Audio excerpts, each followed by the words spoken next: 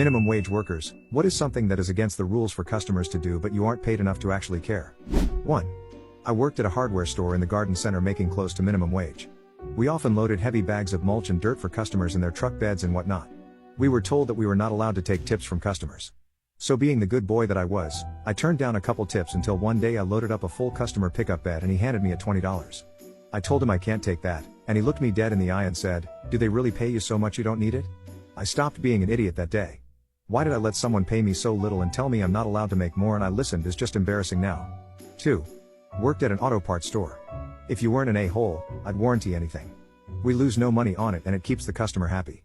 If you were a jerk I would say, "Oh yeah, I can't do that, you're at 91 days and the warranty expires at 90 days.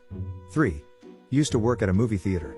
No one cares if you bring your own snacks, although it's super aggravating if you leave your snack garbage in the theater instead of taking it out with you. We usually have an hour window where all the theaters are getting out. We tend to have about 10 minutes per theater to clean on a busy day. Leaving your garbage in your seats makes everything slower. It's not hard to carry it down to the can. 4. Using the bathroom if you aren't actually a customer. We are the only place open at 3 in the morning. I'm not gonna tell people to go find somewhere else. 5. If the item doesn't have a price I let the customer just name it if they're nice. We're supposed to have someone check the price but that usually takes a long time as everyone's busy.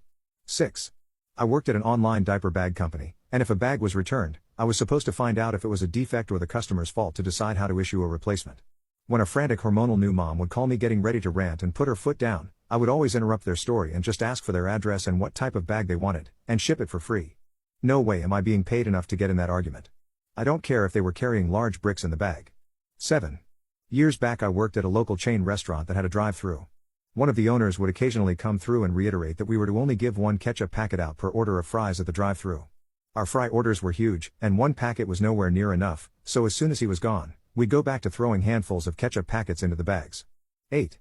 I worked at a deli and had the power to override the price per pound anytime I felt like it. So if a customer was upset I'd give them half off. Or if they had a cool shirt. I didn't really care.